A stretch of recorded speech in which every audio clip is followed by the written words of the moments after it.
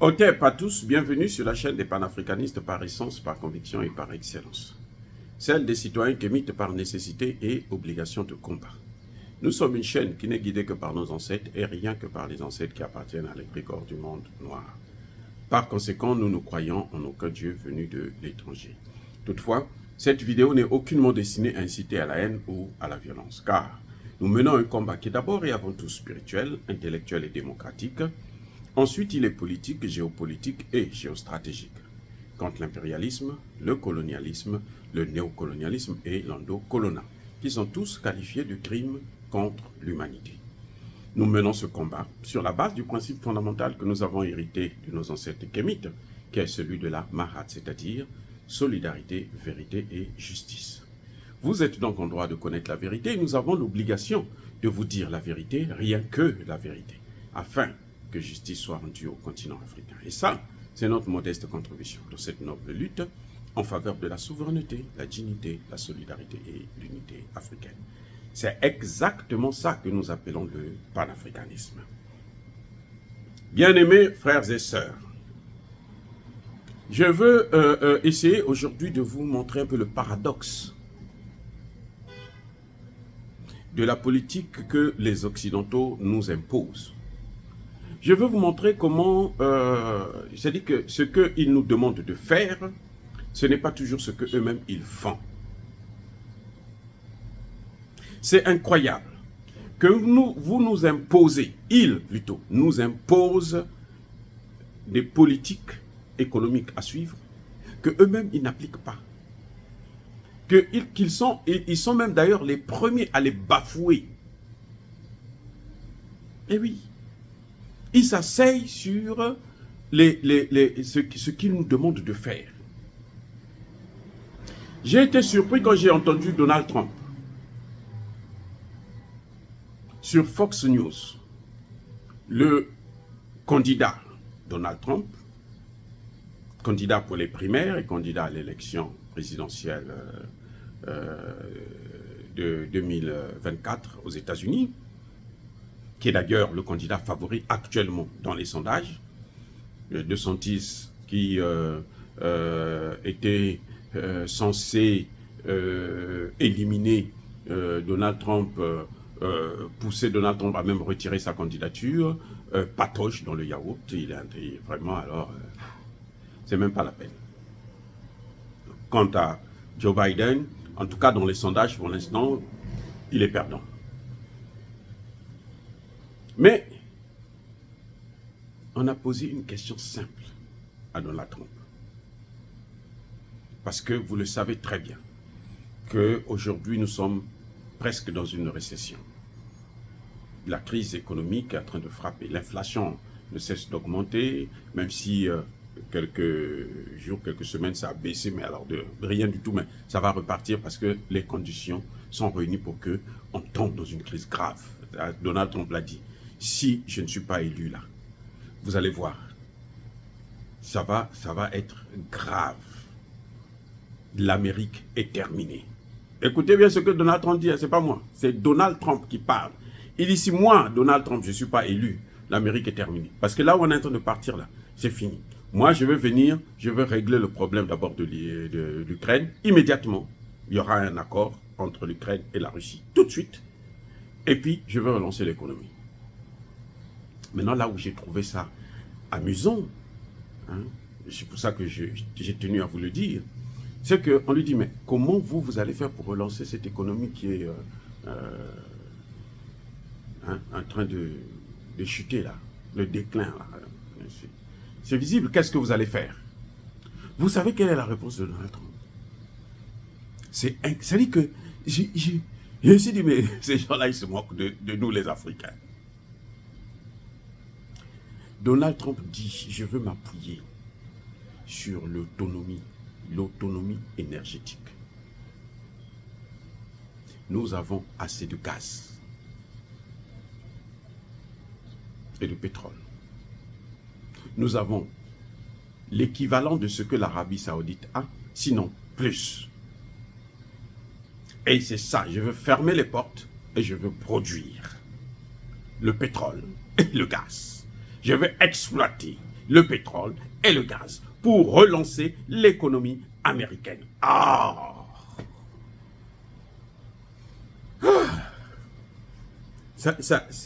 Moi, ça va couper le souffle. Je me suis dit, mais il se moque de nous vraiment. Pour relancer l'économie américaine, là, selon Donald Trump, qui est le favori actuellement, je vous l'ai dit, c'est lui le favori, il faut l'autonomie énergétique. D'abord.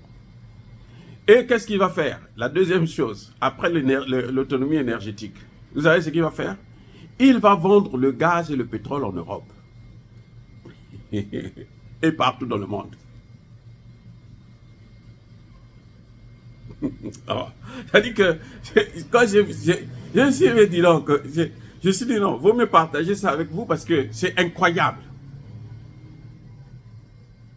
Il dit que la Russie est en train de tout, la Chine et la Russie sont en train de tout prendre là, sont en train de s'enrichir là, avec le gaz et le pétrole. Donc nous allons prendre ces marchés-là, européens là, l'Europe là, nous on va leur vendre notre gaz, notre pétrole.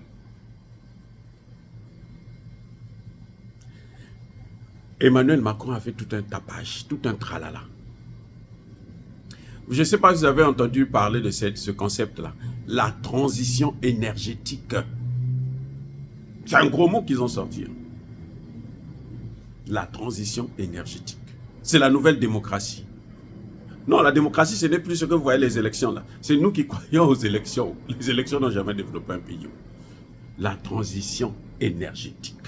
La nouvelle démocratie occidentale pour l'Afrique. C'est la transition énergétique. Ça veut dire quoi? Ça veut dire que vous n'utilisez pas vos matières premières.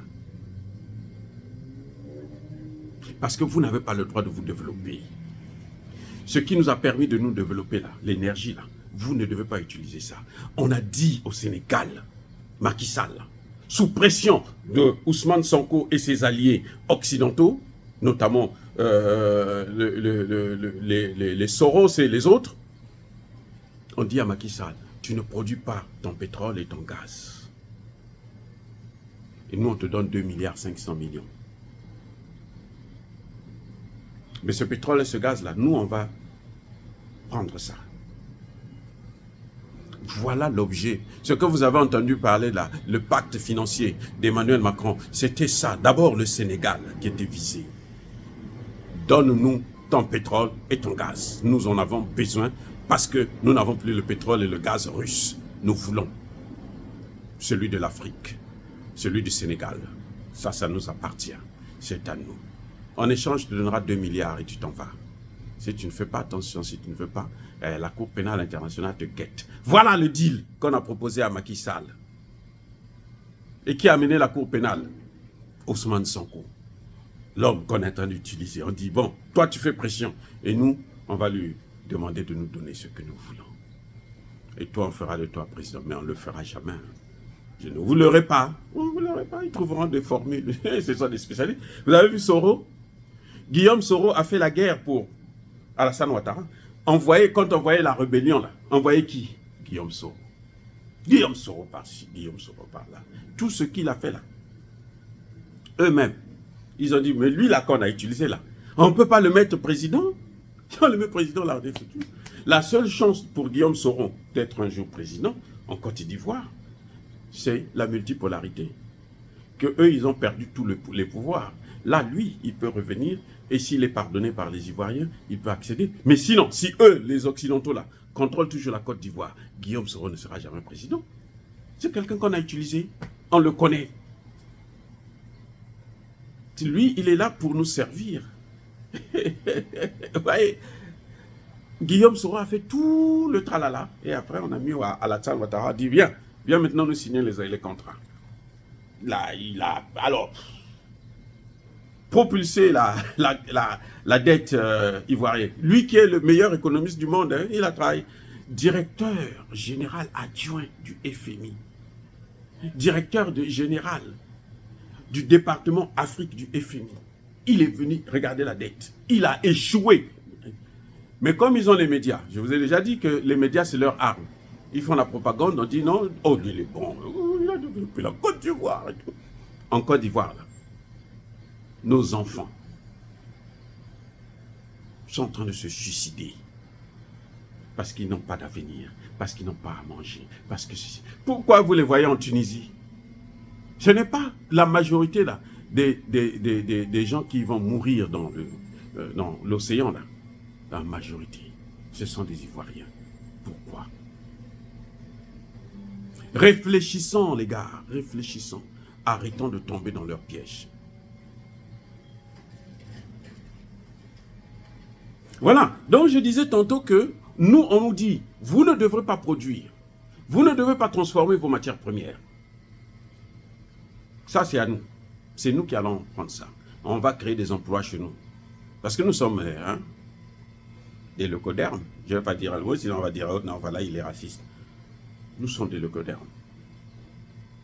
Vous êtes encore nos esclaves et nos colonies. Donc, par conséquent, vous n'avez rien à voir avec le développement. Vous comprenez ce qui se passe?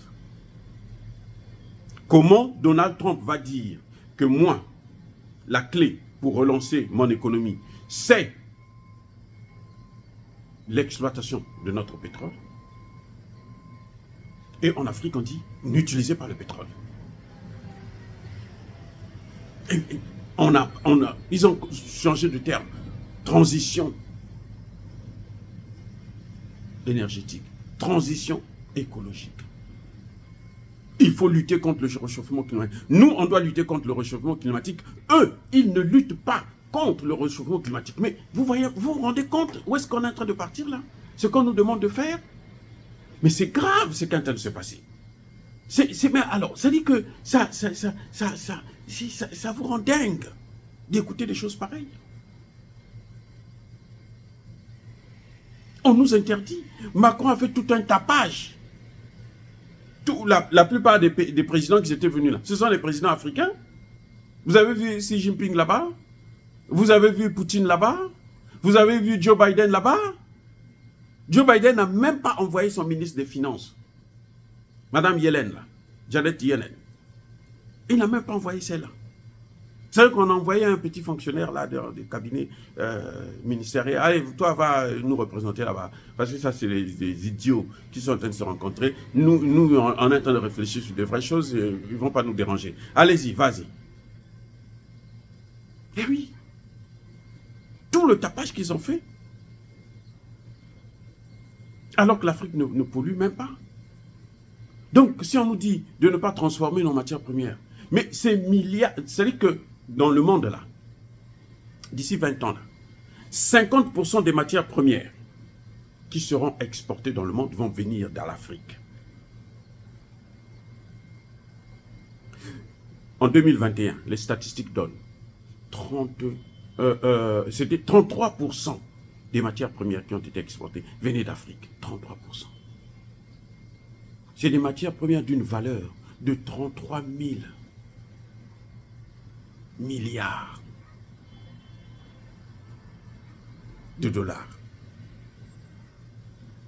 Et on nous dit, vous n'avez pas le droit de les exploiter. Vous ne devez pas les transformer. Or, vivement que les BRICS puissent nous donner une opportunité d'échanger avec notre monnaie et d'investir pour transformer les matières premières chez nous-mêmes. Voilà le problème. Donald Trump vous dit tout le contraire de tout ce que vous êtes en train d'entendre là. Toutes les théories qui sont en train de sortir là. Et même des Africains tombent, des chefs d'État soutiennent. Nous, on est en train de faire des efforts. Nous, on va faire des efforts. Donnez-nous 100 milliards. Donnez-nous 1 milliard. C'est quoi ça? Ce sont des brutes ou quoi? Il y a un problème là. Il y a un problème, un grand problème. Donc voilà ce qu'on nous demande de faire. On nous demande de faire des sacrifices pour eux. On nous demande de nous suicider pour eux. En dehors, oui, il faut bien, je ne veux pas revenir encore le dire encore une fois de plus. Qu'ils fabriquent des médicaments. Les médicaments qui vont en Afrique là, 60% des médicaments qui vont en Afrique sont faux. Des fakes. C'est plutôt des poisons. Ça ne guérit pas. 60%. sur tout le continent africain. 60%. Que ce soit la Côte d'Ivoire, le Sénégal, les machines, 60%. Les produits qu'ils envoient là, ils ont des laboratoires qui font des trucs, on met le nom et puis on envoie ça en Afrique là-bas. On vous a jamais dit que le vaccin qu'on envoyait en Afrique là, c'était interdit en Europe. Le vaccin qu'on envoyait en Afrique, c'était interdit en Europe. Pourquoi? Ce que vous fabriquez, vous nous donnez, vous nous demandez de consommer, et vous-même vous ne le consommez pas. Vous ne voyez pas qu'il y a un problème là? Et ils ont toujours fait ça. Et ils le feront toujours. Tant que les dirigeants africains, les chefs d'État africains ne vont pas ouvrir les yeux plutôt. Sortir du franc CFA, chasser les bases militaires, se débarrasser de tout ça, tant que nous n'allons pas arriver là, on restera toujours leurs esclaves et ils vont nous imposer leur politique. Dire cela, c'est inciter à la haine ou à la violence. Non. Encore une fois, bien-aimés frères et sœurs, soyez bénis. Je persiste et je signe. Soyez abondamment bénis par le Dieu des Kémites et par nos ancêtres angélisés. Mais que tous ceux qui persécutent le continent africain le pillent et le déstabilisent.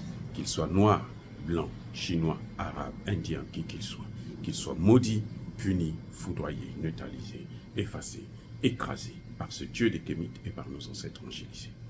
Vive l'Afrique éternelle. J'ai dit et j'assure.